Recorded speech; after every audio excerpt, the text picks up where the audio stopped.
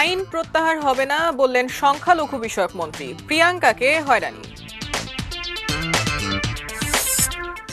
হত্যায় রেকর্ড যুক্তরাষ্ট্রের 2019 সালে নিহত 211। যুক্তরাষ্ট্রে বিমান বিধ্বস্ত হয়ে নিহত 5।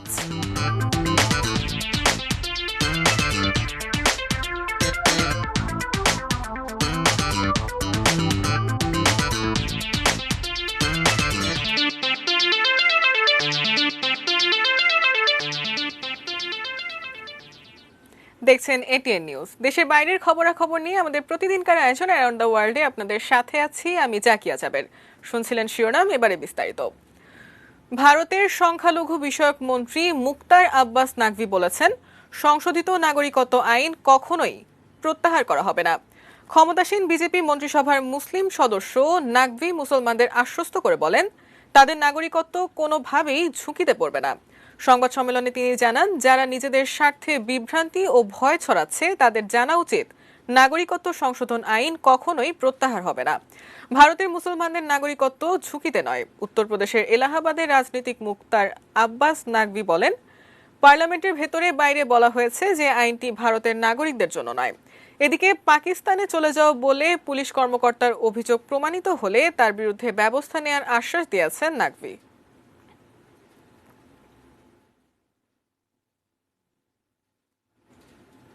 উত্তরপ্রদেশে পুলিশি হয়রানির মুখে পড়েছেন ভারতীয় কংগ্রেসের সাধারণ সম্পাদক প্রিয়াঙ্কা গান্ধী। নাগরিকত্ব আইনের বিরোধিতা করায় গ্রেপ্তার হওয়া উত্তরপ্রদেশের সাবেক সরকারি কর্মকর্তা ও সমাজকর্মী এসআর দারাপুরীর পরিবারের সঙ্গে দেখা করতে যেতে প্রিয়াঙ্কাকে বাধা দেয় পুলিশ। পথিমধ্যে থামিয়ে দিলে প্রিয়াঙ্কা জানতে চান কেন তাকে থামানো হচ্ছে। পুলিশের কাছ থেকে কোনো স্পষ্ট জবাব না পেয়ে তাদের নির্দেশনা মানতে অস্বীকার করেন তিনি। পরে বাধ্য হয়ে গাড়ি থেকে নেমে স্থানীয় একজন নেতার স্কুটিতে চড়ে গন্তব্যে পৌঁছান তিনি। প্রিয়াঙ্কা গান্ধী বলেন, দারাপুরীর পরিবারের সঙ্গে দেখা করতে পুলিশ বাধা দিতে তাকে শ্বাসরোধ করে আটকানোর চেষ্টা করে। গত 19 ডিসেম্বর লখনৌয়ে বিক্ষোভের ঘটনায় গ্রেপ্তার হয়েছিলেন তিনি। 76 বছর বয়সী ক্যান্সারের রোগীকে দাঙ্গার অভিযোগে গ্রেপ্তার করা হয়।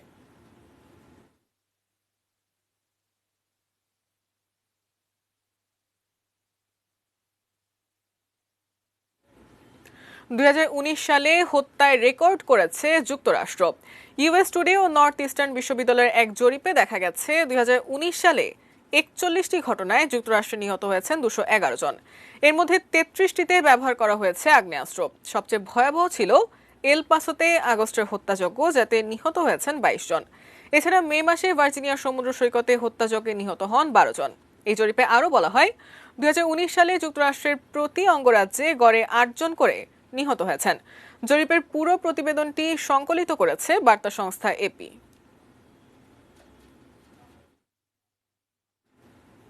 যুক্তরাষ্ট্রের নিউ ইয়র্কে ইহুদি ধর্মাবলম্বীদের উপাসনালয় সিনাগগের কাছে একটি বাড়িতে ছুরি হামলায় অন্তত 5 ব্যক্তি আহত হয়েছেন। পুলিশ জানিয়েছে, শনিবার স্থানীয় সময় রাত 10টার দিকে নিউ ইয়র্কের মনসে রোডের বাড়িতে ওই হামলা হয়। বাড়িটি এক ইহুদি ধর্মযাজকের। সন্দেহভাজন হামলাকারী পালিয়ে গেলেও পরে তাকে আটক করা হয়। পুলিশ জানায়, একজনকে 6 বারের বেশি ছুরিকাঘাত করা হয়েছে। তার অবস্থা আশঙ্কাজনক। সবাইকে মনসের একটি হাসপাতালে চিকিৎসা দেওয়া হচ্ছে। প্রত্যক্ষদর্শীরা জানান, প্রথম হামলার পর পাশের আরেকটি বাড়িতে প্রবেশের চেষ্টা করে ওই হামলাকারী। তবে তারা দরজা বন্ধ করে দেয়। কী কারণে হামলার ঘটনা ঘটেছে তা নিশ্চিতে হামলাকারীকে জিজ্ঞাসাবাদ করা হবে।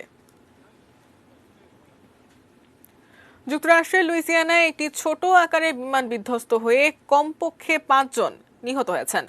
আহত অবস্থায় আরও 4 জনকে উদ্ধার করা হয়েছে। দেশটির এভিয়েশন কর্তৃপক্ষের বরাত দিয়ে সিএনএন জানায়, শনিবার অভ্যন্তরীণ রুটে লুইজিয়ানা থেকে আটলান্টা যাওয়ার পথে দুর্ঘটনার শিকার হয় বিমানটি। একটি মাঠে আছড়ে পড়ার পর বিমানটিতে আগুন ধরে যায়। দুর্ঘটনার কারণ সম্পর্কে এখনও সঠিকভাবে জানা যায়নি। বিভিন্ন রাজ্যে ফাস্টফুড সরবরাহের পাশাপাশি বাণিজ্যিক কাজে বিমানটি ব্যবহার করা হতো। এর আগে বৃহস্পতিবার দুর্যোগপূর্ণ আবহাওয়ার কারণে হাওয়াই দ্বীপপুঞ্জে একটি হেলিকপ্টার বিধ্বস্ত হয়ে 6 আরোহীর মৃত্যু হয়। দর্শক, অ্যারাউন্ড দ্য ওয়ার্ল্ড এর পর্যায়ে নিয়েছি ছোট্ট একটি বিরতি, এরপর আরও যা থাকছে।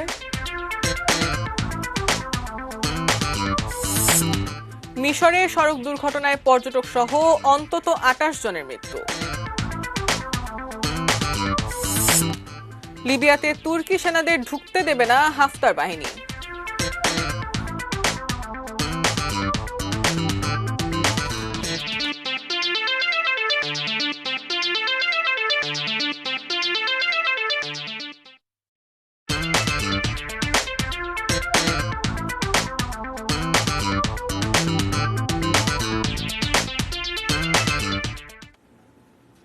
দেখছেন এটি নিউজ। বিরতির পর অ্যারাউন্ড দ্য ওয়ার্ল্ডে আবারও স্বাগত জানাচ্ছি। ক্ষমতাসীন ওয়ার্কার্স পার্টির প্লেনারি সেশনে সভাপতিত্ব করেছেন উত্তর কোরীয় নেতা কিম জং উন। এমন এক সময় রোববার এই বৈঠকে সভাপতিত্ব করেন কিম, যখন স্থবির হয়ে যাওয়া পরমাণু নিরস্ত্রীকরণ আলোচনা পুনরায় শুরু করতে ওয়াশিংটনকে এ বছরের শেষ নাগাদ পর্যন্ত সময় বেঁধে দিয়েছে পিয়ংইয়ং। আন্তঃমহাদেশীয় ক্ষেপণাস্ত্র পরীক্ষার প্রস্তুতি নিচ্ছে উত্তর কোরিয়া, এমন জল্পনা কল্পনার মধ্যে শনিবার শুরু হয় এই প্ল্যানারি সেশন। বৈঠকে জাতীয় নিরাপত্তা ইস্যু সহ বিভিন্ন গুরুত্বপূর্ণ ইস্যু নিয়ে আলোচনা করে ক্ষমতাসীন ওয়ার্কার্স পার্টির চেয়ারম্যান কিম জং উন। 5টি মৃতদেহ ও 2টি খুলি সহ জাপানের সাদো দ্বীপে উত্তর কোরিয়ার একটি জাহাজের ধ্বংসাবশেষ পাওয়া গেছে। আল জাজিরা জানায়, শনিবার জাপান কর্তৃপক্ষ ওই জাহাজের ভেতরের অবস্থা সম্পর্কে জানতে পারে। এর আগের দিন জাপানের উত্তর পশ্চিমের সাদো দ্বীপে জাহাজটি ভেসে আসে। ব্যাপক ক্ষতিগ্রস্ত হওয়া জাহাজটির গায়ে কোরিয়ান ভাষায় লেখা ছিল। জাহাজে থাকা মাথা দুটি মৃতদেহগুলোর কিনা পুলিশ তা নিশ্চিত করতে পারেনি। তবে জাহাজে পাওয়া দেহাবশেষগুলোর সবগুলোই আংশিকভাবে কঙ্কাল হয়ে গেছে বলে জানিয়েছে জাপান কর্তৃপক্ষ। তীব্র ঠান্ডা বা খাবার না পাওয়ায় তাদের মৃত্যু হতে পারে বলে প্রাথমিকভাবে ধারণা করা হচ্ছে। অতিরিক্ত দারিদ্র্যের কারণে উত্তর কোরিয়ার নাবিকরা ঝুঁকি নিয়ে গভীর সমুদ্রে মাছ ধরতে যেতে বাধ্য হয়। মিশরের পৃথক 2টি সড়ক দুর্ঘটনায় 2 পর্যটক ও গার্মেন্টস কর্মী সহ কমপক্ষে 28 জনের মৃত্যু হয়েছে।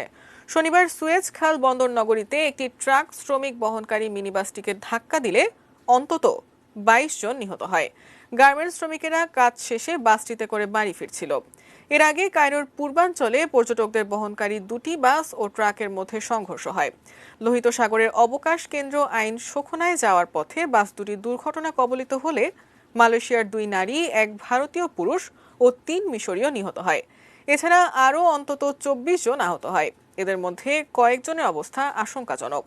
দুর্বল সড়ক রক্ষণাবেক্ষণ ও আইনি শিথিলতার কারণে মিশরের সড়ক দুর্ঘটনা সাধারণ বিষয়। লিবিয়ায় কখনোই তুর্কি সেনাদের ঢুকতে দেয়া হবে না বলে মন্তব্য করেছেন দেশটির পূর্বাঞ্চলের পার্লামেন্টের প্রধান আগুইলা সালেহ। এ সময় তিনি আরো বলেন, তুর্কি প্রেসিডেন্ট রিসেপ তাইপ এরদোয়ান প্রশাসনের সেনা পাঠানোর সিদ্ধান্তে সার্বভৌমত্ব লঙ্ঘনের শামিল। যদি তুরস্ক সেনা পাঠায় তা হবে স্পষ্ট আন্তর্জাতিক আইন পরিপন্থী। এর আগে জাতিসংঘ সমর্থিত সরকারের পক্ষে কাজ করতে ত্রিপোলিতে সেনা পাঠানোর ঘোষণা দেয় আঙ্কারা। এদিকে শনিবার রাজধানী জুড়ে নিরাপত্তা জোরদারের পর হাফতার বাহিনীর উপর হামলা চালিয়েছে সরকারি বাহিনী।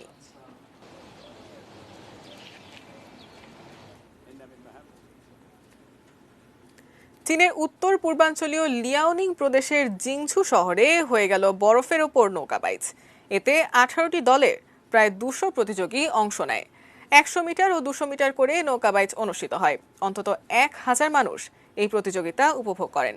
পরে তারা নিজেরাও স্কেটিং করেন। দর্শক, চলুন দেখে আসি ভিন্ন ধরনের এই উৎসবের অংশবিশেষ।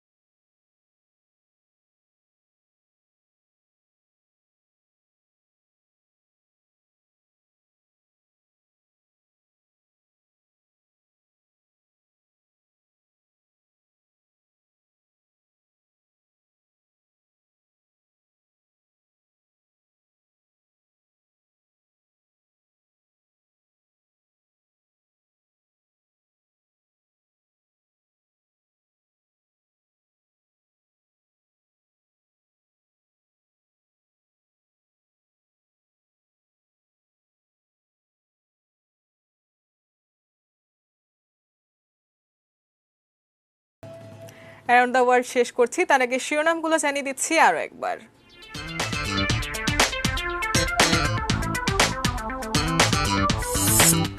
আইন প্রত্যাহার হবে না বললেন সংখ্যালঘু বিষয়ক মন্ত্রী, প্রিয়াঙ্কাকে হয়রানি। হত্যায় রেকর্ড যুক্তরাষ্ট্রের 2019 সালে নিহত 211। যুক্তরাষ্ট্রে বিমান বিধ্বস্ত হয়ে নিহত 5।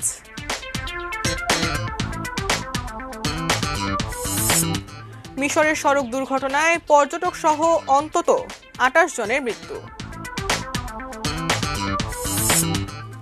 লিবিয়াতে তুর্কি সেনাদের ঢুকতে দেবে না হাফতার বাহিনী।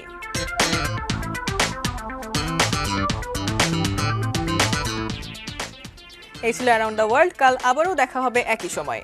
সেই পর্যন্ত সঙ্গে থাকুন, দেখতে থাকুন এটিএন নিউজ।